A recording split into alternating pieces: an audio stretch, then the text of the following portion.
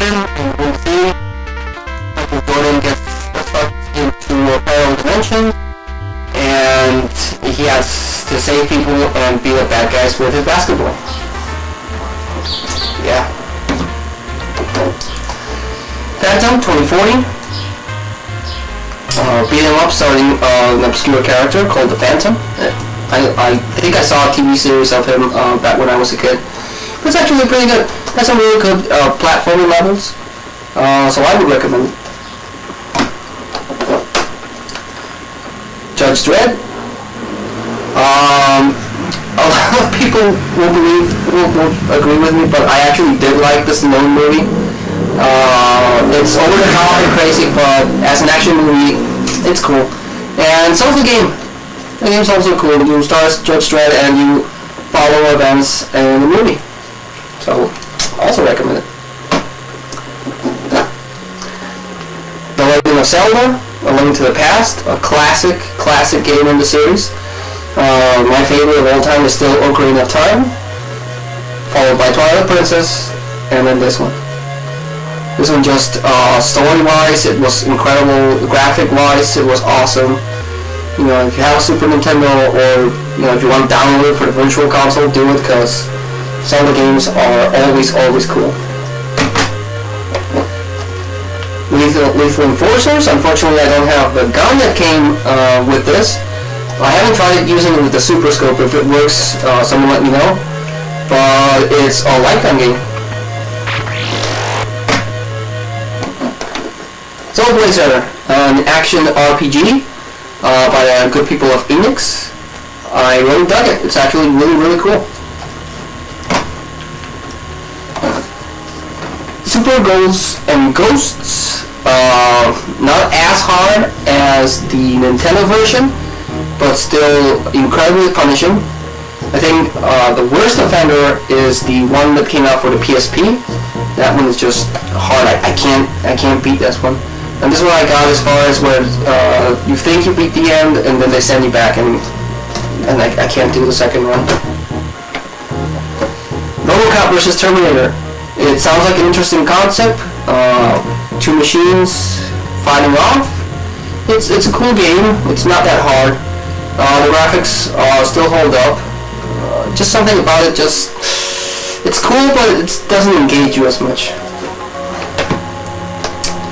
There we go. SimCity. This is actually way better than Populous, of course. I love being able to build your little town and you know, get it going.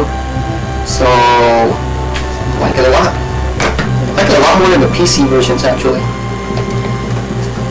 Yeah. Donkey Kong Country 2, Diddy's Conquest. This one gets rid of Donkey Kong, which is something I don't agree in this particular series.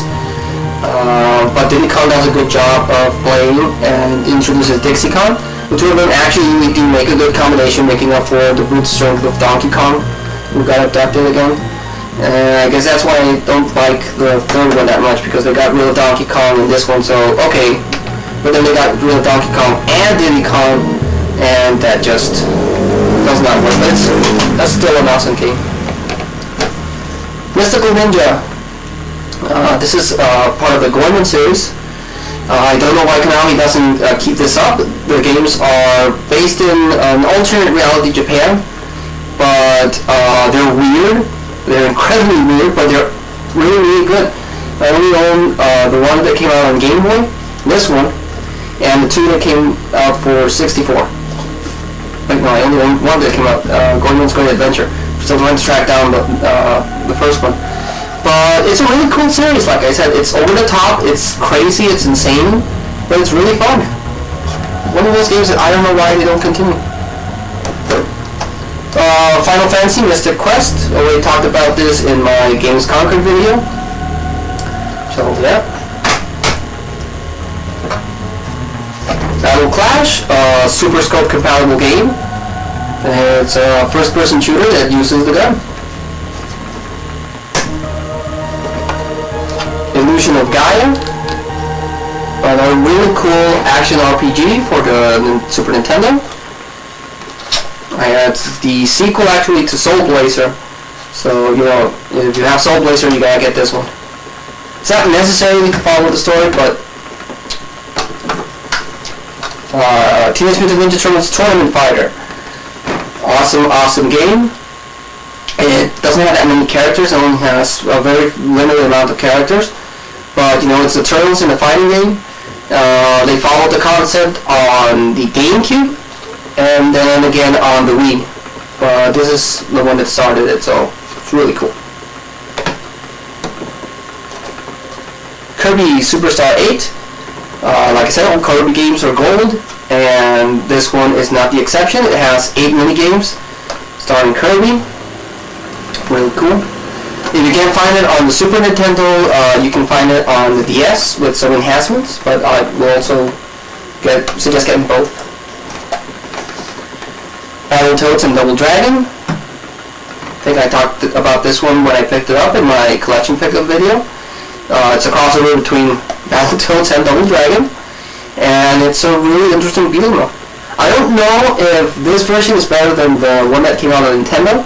I don't own that one, but if anyone out there knows, leave a comment.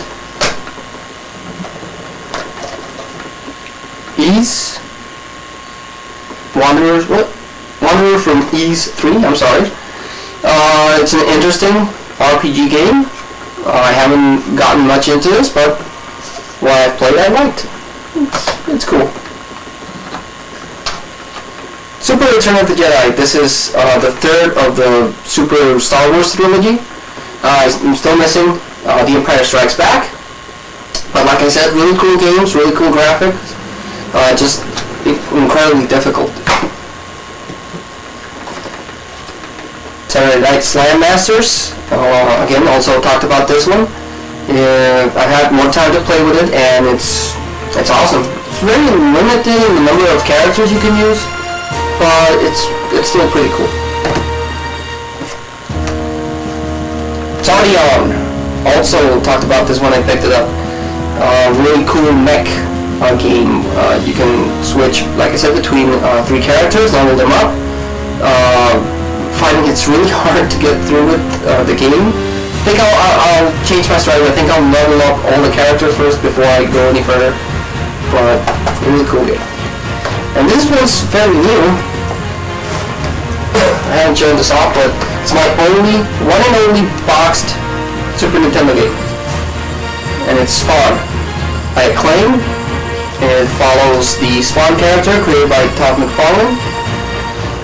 It's a beat 'em up game. And it has some really cool effects, some really cool animations, so you know, if you find it cheap, go for it. But this is, like I said, my only boxed Nintendo game for the Super. So that's it. This is my Super Nintendo Collection game. No, it's not huge, and I'm still missing a lot of games I want to get that I played when I was a kid. But until I do, this is it. So this is Marcus, XX78. Signing off.